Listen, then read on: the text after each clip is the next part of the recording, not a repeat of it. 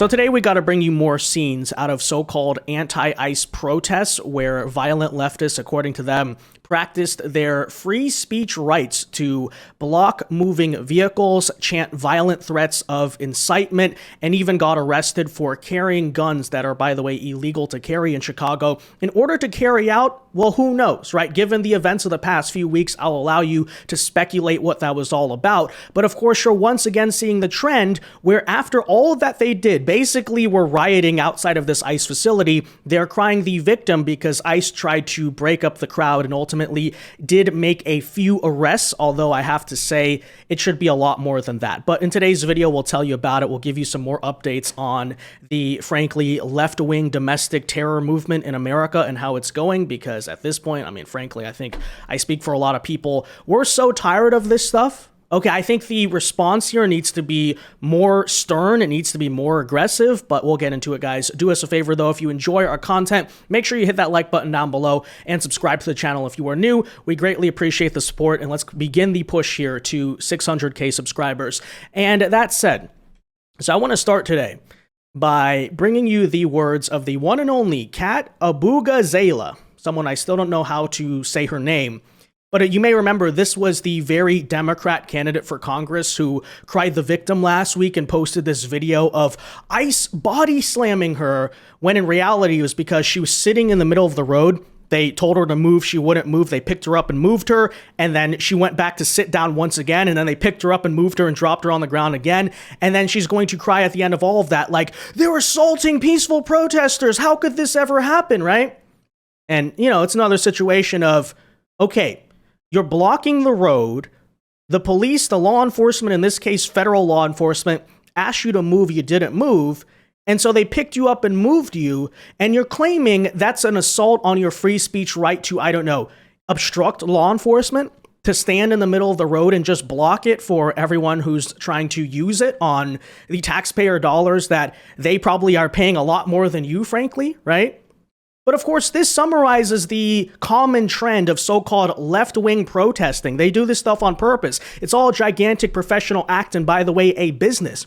Will their go-to police, for instance, do something purposely provocative, whether that's, you know, standing in the road, refusing to leave, disobeying law enforcement orders, starting an unruly protest, or in some cases, just outwardly committing violence, throwing Molotov cocktails and stuff. And then when the police respond in a fairly measured way, they say, look what they're doing. The peaceful protesters, guys, the stormtroopers of Trump, right, are taking over America. It is such a ridiculous cycle to sit down and witness. At this point, I have to say, I'm not sure if this is really the 1960s anymore. I don't think that people are exactly moved. We can see the full videos of what actually happened. I think people are just tired of watching these people whine and cry about everything. But that is not true, according to this Democrat candidate, because, ladies and gentlemen, she's back. Here she is once again doing it. And what is today's example of acting like an idiot and then being shocked when law enforcement tell her she's acting like an idiot? Well, at the Broadview ICE facility, an ICE agent today tried to run dozens of protesters over with an SUV as we walked on a public crosswalk, which we'll show you the video in a second. But I just want to say, does this exactly look like a crosswalk is designed to cross, okay? You're not just supposed to stand there as a pedestrian in the middle of the road and do absolutely nothing. But as you can see, so apparently they tried to run over the protesters, and he kept driving for about a full football field until ICE barraged us with pepper balls. Okay, so first of all, if he was actually trying to run you over, how did he go for a full football field doing this? Again, many logical flaws here in the argument, but that said, if you're wondering, here's the video of ICE allegedly trying to run over this Democrat candidate and this mob of peaceful protesters. So let's take a look. Up with them! Up with liberation! Down, down with deportation! Down with deportation! Up with liberation! Up with liberation! Down with deportation! Down with deportation! Up with liberation! You know, it's just kind of impressive, frankly, what liberals do and do not consider to be free speech. Because let's get this straight, right?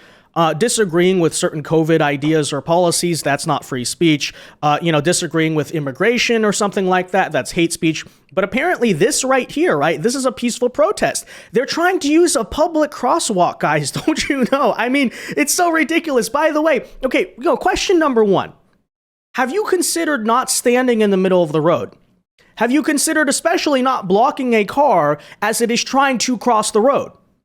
Is that not something your mothers told you when you were like 2 to 3 years old of, hey, do not do that, right? Of course, we know the answer here, as usual, is no. I think leftists in America can basically be explained as one big group of people who like never got the proper parenting in life, and that's why they just do not understand real world consequences about frankly anything. But that said, okay, again, that's ICE running over the protesters, guys. As you can clearly see, by the way, the car is going at maybe 3 miles an hour, okay? And again, you guys are not using a public crosswalk. You guys are clearly just blocking the road. You're claiming that's your First Amendment right to do so. And then you can see them, right? They're literally banging on the car, banging on the windows, actually causing a case of violence and vandalism and many other things. But of course, guys, no, the protesters here are the victim, right? So, basically everyone is replying, hey, have you tried like not standing in front of moving vehicles? And it really is common sense. I don't think I should have to explain this video any further, but yeah, that's what the unconstitutional crackdown of free speech looks like, They didn't even get arrested, by the way, which I would argue they should, okay? This is, first of all, blocking a road. That's public endangerment on many levels. And of course, obstructing law enforcement. The same exact thing, by the way, when this exact woman got quote unquote body slammed last week. It's like, okay, she repeatedly refused police orders. She was engaged in basically disorderly conduct in public. Why did they just let her go? Well, we'll address that question in a second. But furthermore, I want to show you more of the, peaceful protesting and free speech apparently going on, where these anti-ICE protesters in Broadview, Illinois, were chanting things like arrest ICE and even shoot ICE and shoot effers, right? Which seems to me to be, especially when you're out in public, it is actually the fire in a crowded theater type of thing, an incitement to violence, right in the middle of there. And, wild guess, I'm going to assume that no one actually faced any consequences for it, but take a listen. Arrest ICE! Arrest ICE! Arrest ICE! Arrest ICE! Shoot ICE! ICE! Fuckers! Fuckers!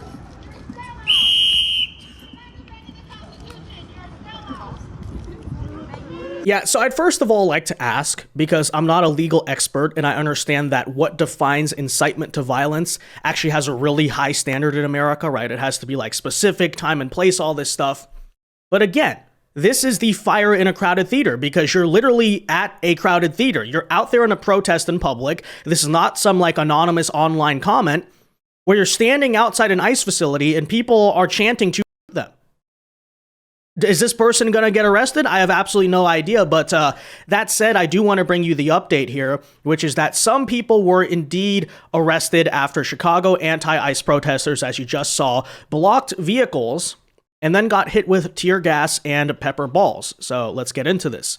By the way, as this headline also points out, this is coming just 2 days after we saw the shooting at the Dallas ICE facility where some violent left-wing terrorist, it would appear, attempted to target and attack ICE. So, just keep in mind, these are the political party members that are claiming that, we condemn political violence, we need to tone down the temperature in America, but still after a repeated slew of basically a massive crime spree of left-wing terrorism, let's just keep on doing the same thing. And then let's just continue to cry the victim after, we block a vehicle with hundreds of people. We start beating on the vehicle, and basically ICE does nothing besides spray a little bit of tear gas. And then it's like, oh, how could they do this? Why would they? We're just peaceful protesters, guys. Tyler Robinson, peaceful protester. The guy at the Dallas ICE, peaceful protester. These people right here saying to shoot ICE and like attacking the car while they're blocking it. That's what peaceful protest looks like. I don't know. I'm not. Maybe someone needs to give these people a dictionary or something. I don't know. But anyways, Federal law enforcement agents deployed pepper balls and tear gas on Friday during a standoff with ICE protesters out of Chicago. Yes, this comes right after the Dallas, Texas incident. And as you can see, at least 50 protesters were seen midday at an ICE processing center in Broadview, Illinois, a suburb of Chicago. An ICE spokesperson told Fox News that 2 were arrested, one of whom was carrying a firearm. So, I mean, you can see, right? Not only are they doing that, which this Democrat candidate is claiming, oh, we're peacefully protesting, guys. Okay, Kat Abughazaleh, however you say your name. But secondly, this same protest, which this Democrat candidate is apparently endorsing and participating in, and that's definitely not, leading a domestic terrorist movement or something. At the same protest, they're saying, hey, these people, they're chanting it in the air, and then someone gets arrested with a gun. So it's like, who knows? Maybe they were just carrying it to carry it. But again, in Chicago, it's like, it's pretty obvious here what is going on. And as usual, you will hear this Democrat candidate, as well as the National Democrat Party, as usual, just completely deny that this is the case, right? Anytime something really happens, they say, oh, we condemn violence, but they never condemn Antifa. They never actually turn down the temperature. They never try to rein in their very radical and violent and mentally deranged activist voter base, essentially, of the party that keeps on doing this stuff, as I say in basically every single video on this subject. And frankly, my only question at this point is, why were there not more arrests? I think a lot of you asking the same question too. I'm happy to see that 2 people are arrested, but I'm sorry, every single person who is blocking that vehicle, that is obstruction, right? You do not just keep allowing these people to get away with the same thing. By the way, that's like 1 week after Kat, that same Democrat candidate, is leading like the same protest before, where they were also breaking the law. They were also refusing to follow law enforcement orders. Is that not warranting of an arrest, right?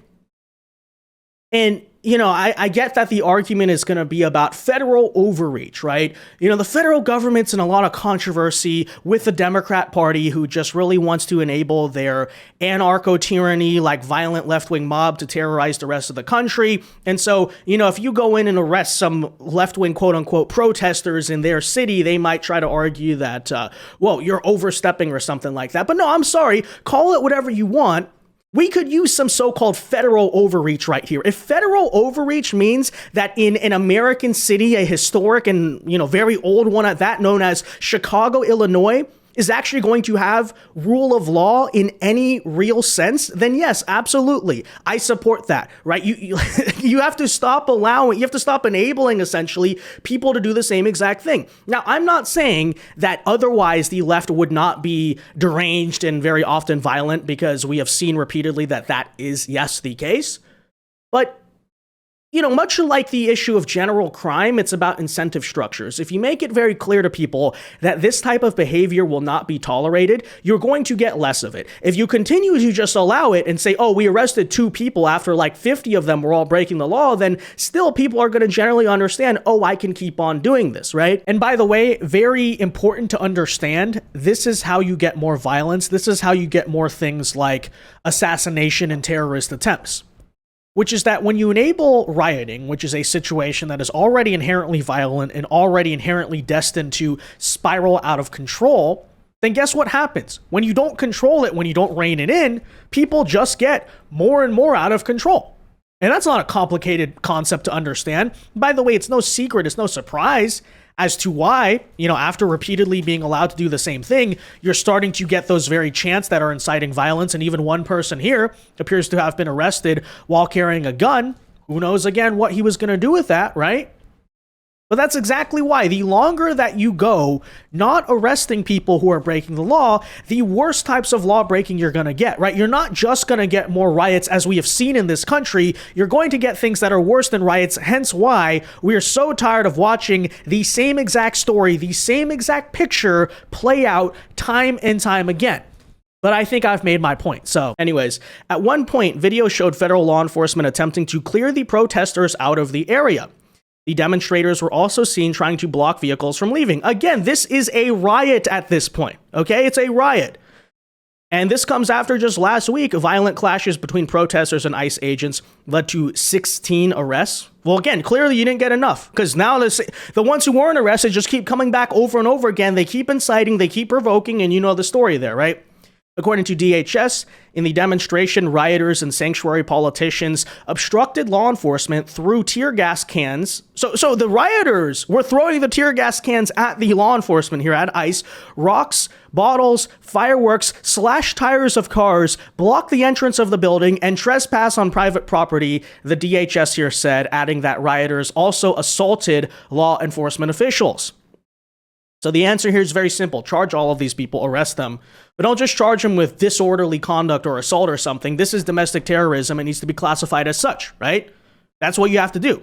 You have to further RICO the groups who are engaging or provoking or allowing the domestic terrorism, right?